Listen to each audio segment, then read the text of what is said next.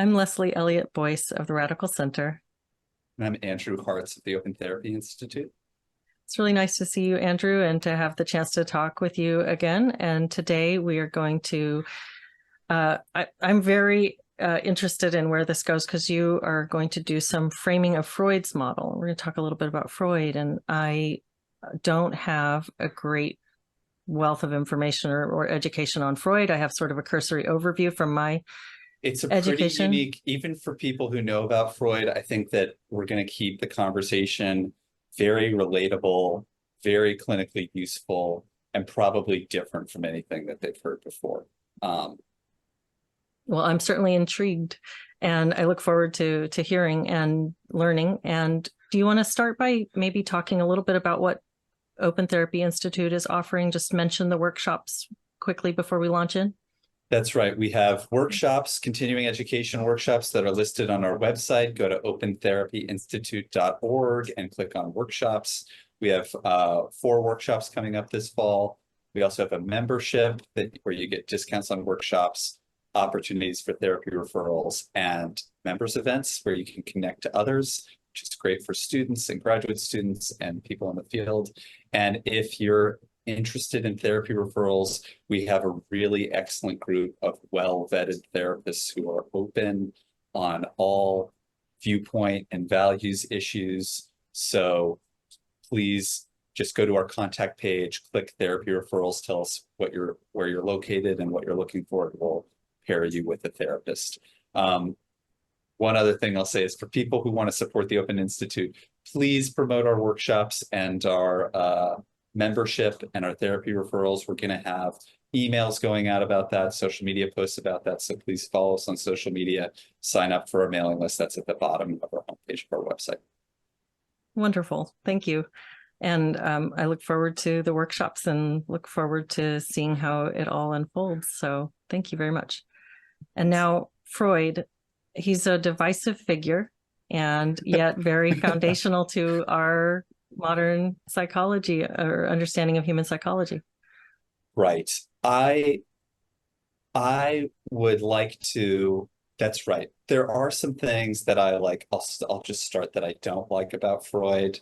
For Freud, everything came down to the Oedipus complex and his theory of psychosexual development and psychosexuality.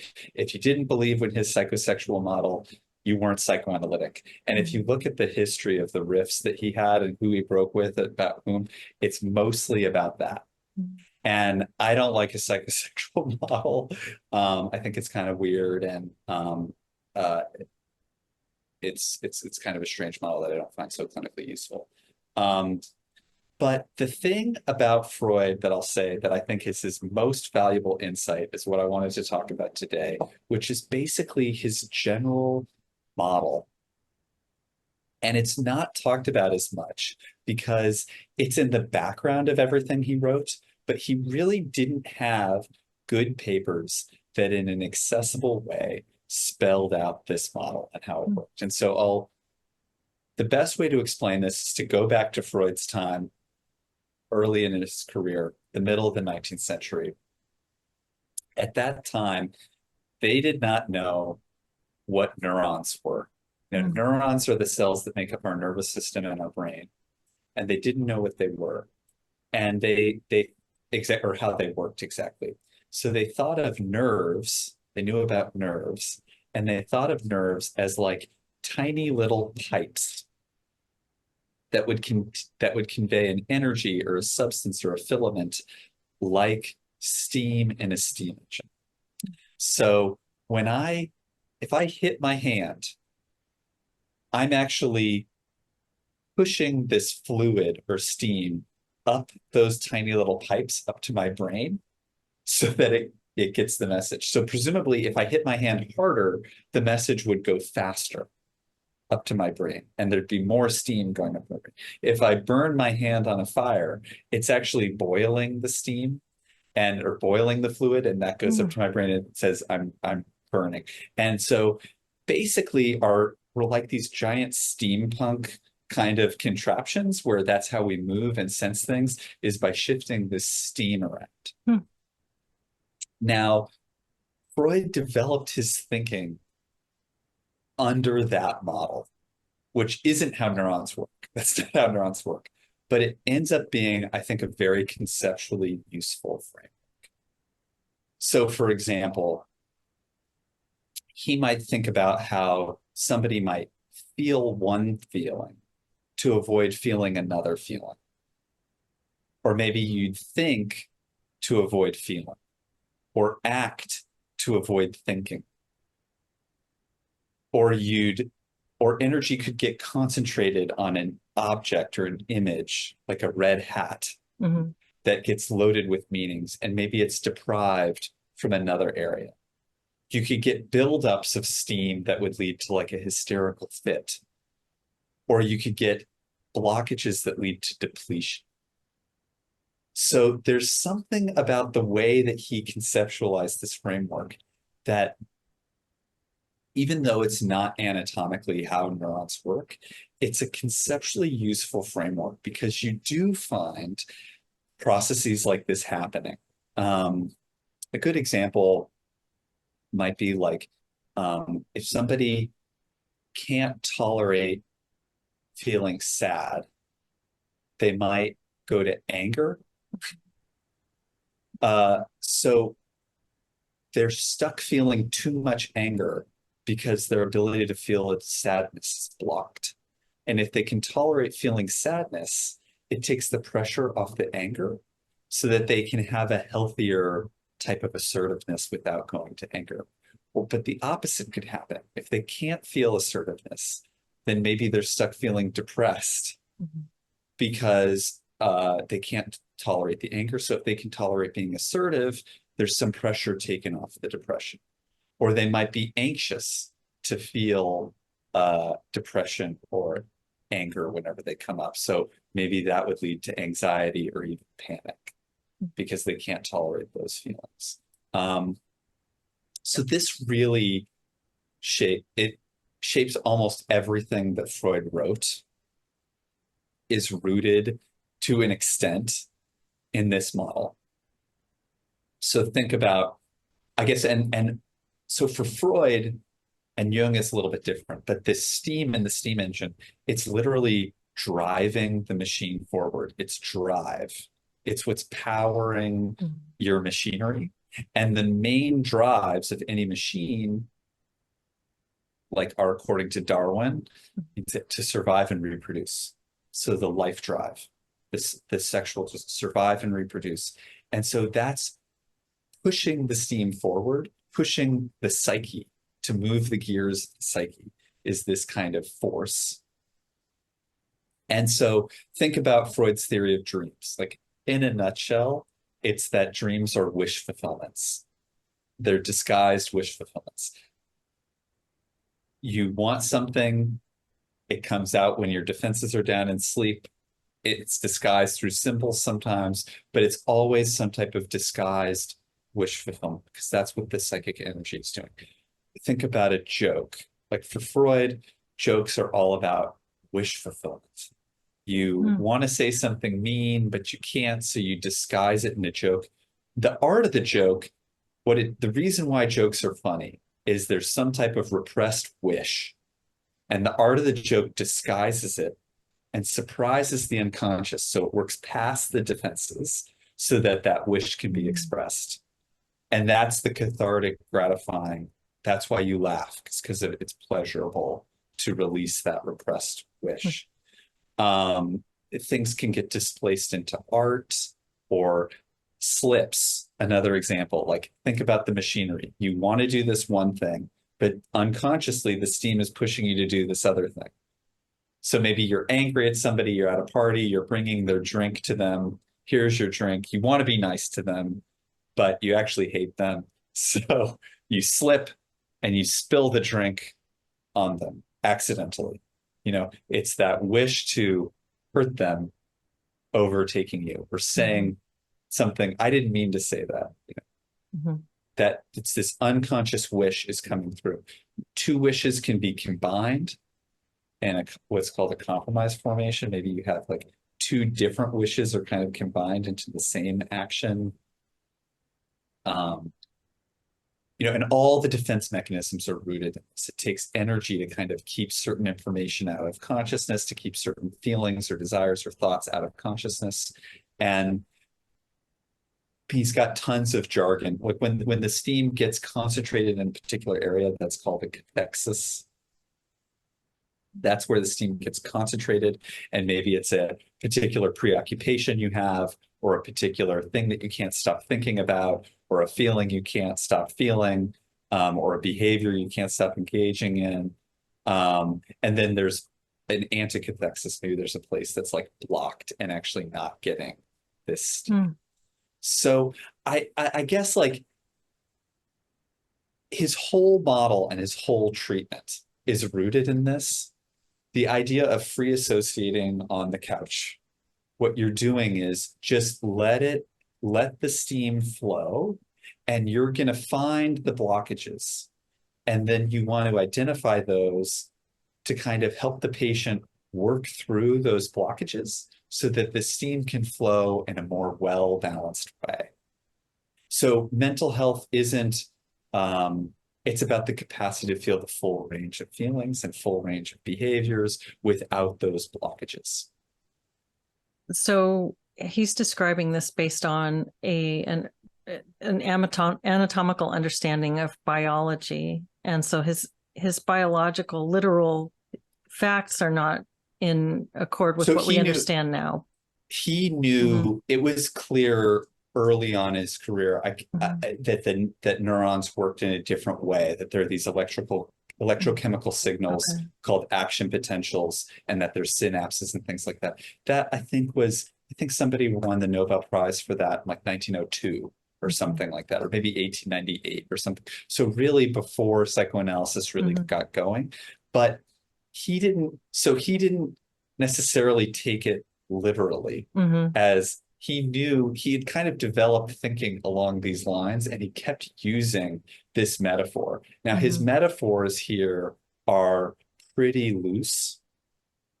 He'll sometimes talk about the steam as like pressure or forces, and other times talk about it as like charge, like it's like an electromagnetic thing. And his metaphors are loose. He'll talk about homeostasis and balance and charge and discharge and things like that.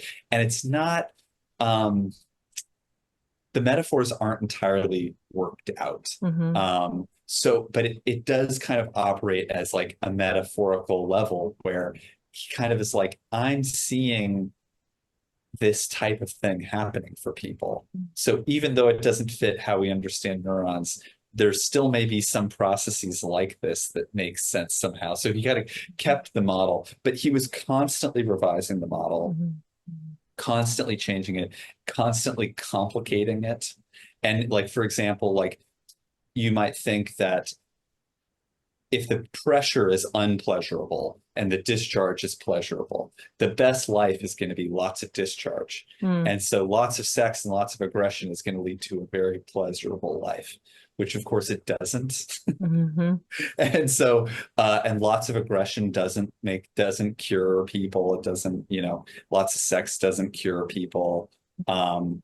And so there was a sense of a need for nuance, and he would be puzzled by things like, why does somebody have a nightmare?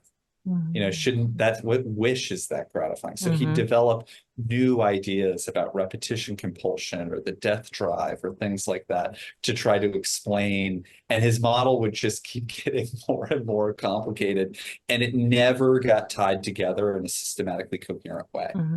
So it's just this, at the end of it, he had this development of new ideas that he would just keep coming up with, and they sit together oddly, and they were never really tied up together. And yet, as you say, if you take it as a loose metaphor, his theory about blockages and displacements and concentrations really does make a lot of sense with the way that people behave and with the way that we we tend to displace our energies in certain directions based on things that we're holding back or that we're not allowing ourselves to experience or feel. Yes. And I think especially if you're working as a therapist, and it's a worthwhile lens to kind of think about, why is this person stuck on this emotion? And what about the other emotions that they might be feeling? somebody's really stuck on anxiety, is it maybe that they actually have a lot of anger that's not really being communicated in a constructive way? Or if they're really fixated on a certain behavior, is there an unconscious wish or something else there? I think that this broad framework is, if you're doing it in an empathic, collaborative way with the patients, I think it is a really powerful clinical tool.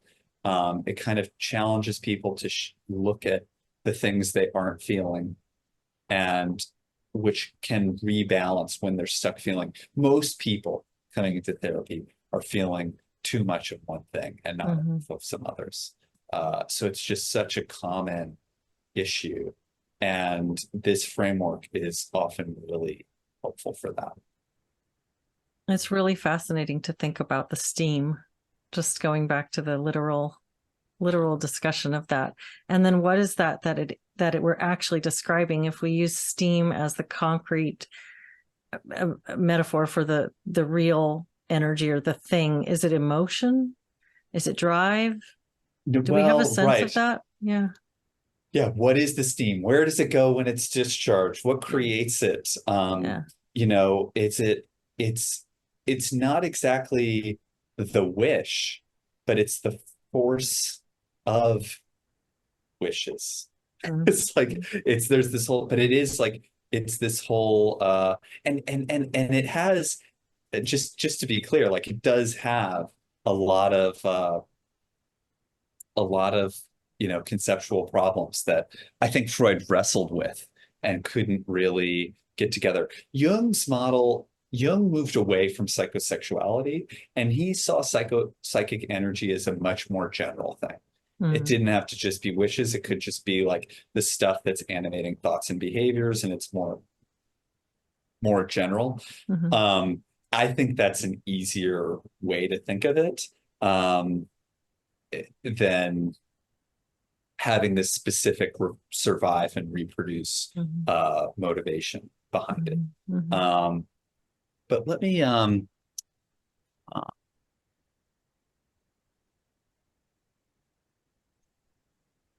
yeah, I think there's a kind of sense behind it too, that there is like it. One thing that I like about it is it doesn't posit that the goal of therapy is like constant happiness or something. It's actually a balance of the range of human experiences that are there. And there's really like a sense of like, if something frustrating happens, or if you have a loss, or if you have a stress, or if you have something scary happening, or whatever it is, there is a normal pattern of an emotional response to that that's kind of within homeostasis. Like, it makes sense to be stressed for a little while about it, or worried about it for a while, or to grieve for a period of time, and then to let it go. And that harmony in the system requires kind of letting it happen and then letting it go. But if you can't do one or the other, you get blocked, and then you'll get stuck not being able to let it go, or you won't let it happen. And that can come out it's going to come out another way. There's a certain balanced, reasonable way to respond to things. It's not like every little thing requires a full, big emotional display, but that there's a kind of balanced way to respond to things and then let them go. So it's a nice model that it kind of avoids the trap of like trying to help patients like never feel anxiety or always feel happy about things. Well, it reminds me of John Sarno's theory of repressed anger and regional pain syndromes. So I wonder how much Sarno took from Freud in that. That's very interesting. It sounds very Freudy. And, to think about pain or somatic symptoms or behavioral things being shaped by fatigue. Why are people having fatigue? Is it because you have like a trauma or something like that, and it's getting displaced, or frustration is getting displaced into fatigue? Or are you like depleted from something else? I mean, for his model of grief is interesting, or one reading of his model of grief is that you have an attachment to somebody else. Mm-hmm. And in that, you're both supporting each other. Then they go, and you're still giving energy, but you're not getting it back. So you get depleted. Mm-hmm. You know, and so there's this like it's a versatile way of thinking. For depression, like a common theory is like it's anger turned inwards. Like you're angry, but you can't tolerate that, so you direct it towards yourself, and that becomes guilt and then depression. Paranoia. So paranoia is another interesting one. The classic paradigm is I hate you, or I love you. That's intolerable. I hate you. That's intolerable. You hate me. And then it can spiral to everybody hates me. They're out to get me. The world is going to end. That's paranoia. But it's rooted in this repressed need for closeness, or this repressed wish for connection. And so a lot of like paranoia sometimes has this like sexual component to it. Everybody wants to have sex with me, or sometimes there's something like that, or everybody wants to have sex with my wife, or whatever it is. It's like there's this, it can take on these weird flavors based on what's being repressed. And I think going back to kind of like maybe like a theme of the podcast of like our discussions are more about socio-political issues in the field. And I think once people know Freud's general model, they can think with more sophistication about what's happening culturally. And when you notice something that's really mystifying, you can start to think about, oh, why is that happening? What does it mean? One thing that I've been, and we may have talked about this in the past, but one thing that I've been really interested in is like white people who hate white people. Because they're such an influential social force, and it's such a strikingly strange preoccupation to have like a really vitriolic hatred towards white people, and to be so flamboyantly embracing, you know, demeaning and aggressive and hostile characterizations of your own group. And it just pulls for like psychoanalysis of like, what's happening here? This is interesting. And when you think about it from a Freudian perspective, it does make sense that it's like, it's a defense against something else. I would say it's a defense against their own racial hatred, that they have racial hatred towards other races, maybe Black people in particular. They can't tolerate it, and they turn it into hatred towards their own group, because it has such an unusual flavor to it. It's like it's often counterproductive, it's often strange, it's often full of like demeaning attitudes and beliefs towards Black people. It's often full of an idealization of white people, strangely. Like white people are responsible for everything in the world and have the power to do everything in the world, and Black people have no power and can't do anything. And math is racist, and they're just full of these like incredibly condescending beliefs. I would say like racist beliefs, but it gets turned into its opposite. You could think about things happening in the sex or gender world this way. You can think about things happening politically that are related to this. So I think it's just good to have frameworks like this handy, because they are really versatile at trying to formulate what's happening culturally and what's happening with different people. Yeah, I like that. It's like you can use this to ask, what imbalances does this phenomenon represent for the individual or culturally, perhaps? Right. That there's some type of, what is it that they're afraid of feeling, or that they can't tolerate feeling, that they've channeled into this other dysfunctional behavior. It's so interesting to hear you talk about this framework, this model, because it's one of the, I can't help but think he spent his life revising and reworking it, what would we have had if he had been able to continue to build on this decade after decade? What realizations and what pattern connections would a mind like his have made over time had he had more than one lifetime to work on this model? Well, there is a place where he really wrestled with this is a paper called The Project for a Scientific Psychology. Mm. And he never published it, but you can get it now. And it's attempting to kind of like explain in minute detail what's happening at the neurological levels to create different types of experiences. And I have to tell you, it is impenetrable.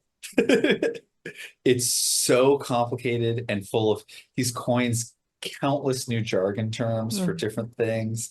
And it's like about how like quantity creates quality because of psi and phi energies. And it's like, and he has these diagrams that are just insane.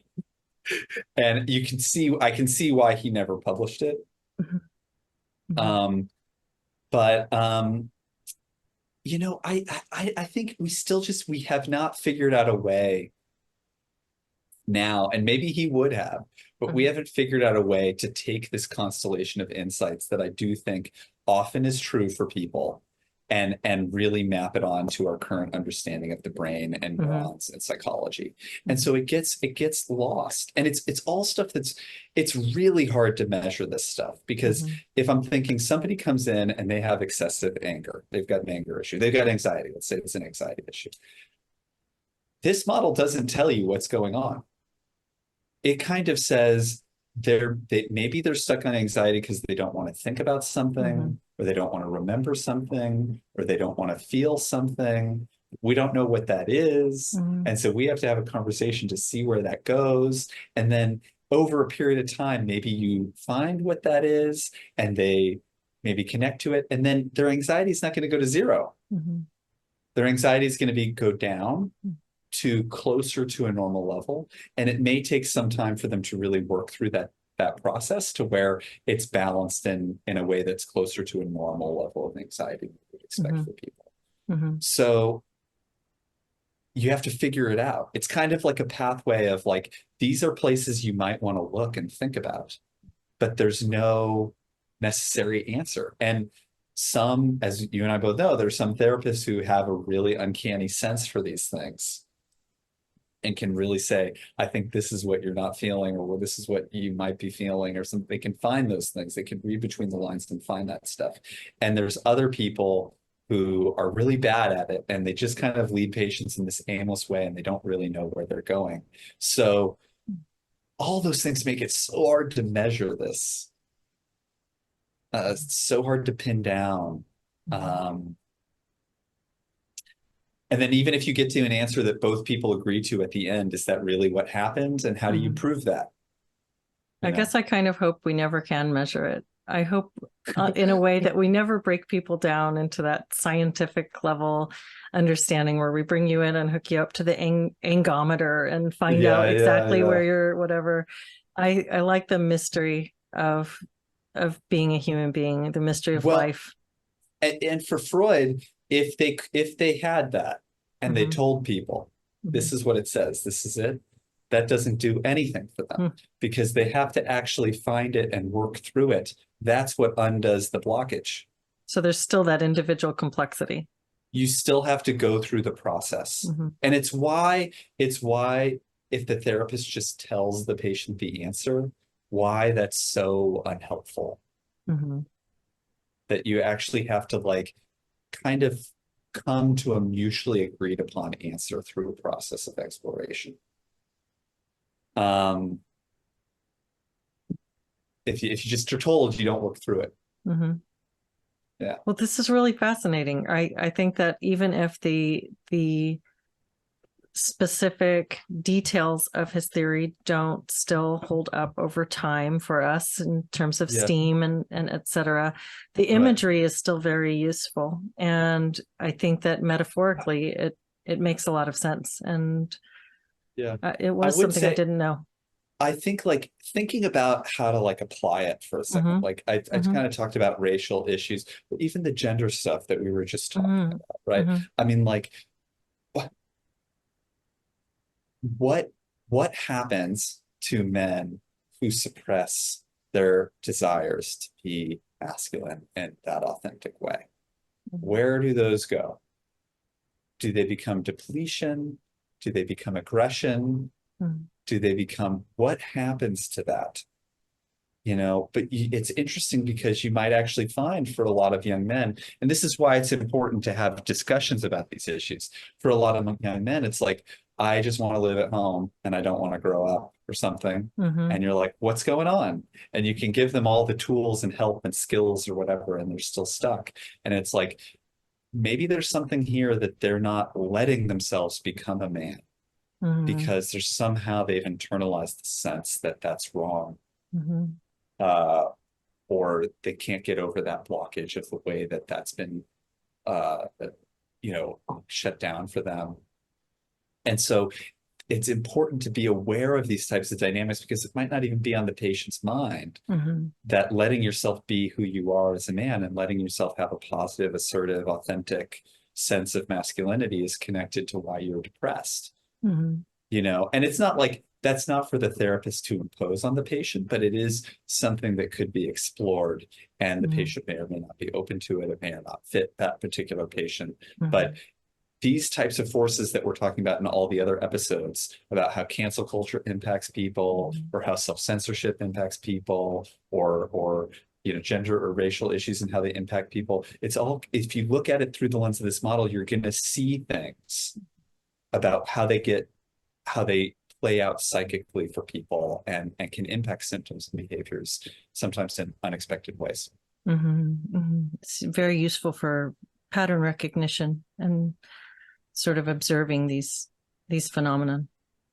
Yes. Well, thank you very much for the lesson on Freud, and I hope people really Happy to enjoy share that. it. Yeah. Happy to share it. Yeah, Yeah. thanks much. And Excellent. hopefully we can refer to it now, maybe Going forward. not go into such a deep explanation, but just refer to it because it's so useful. I agree. I think so. Thank you very much for that. And I'm sure we will use that in conversations to come. Thanks, Leslie. All right. Thank you, Andrew.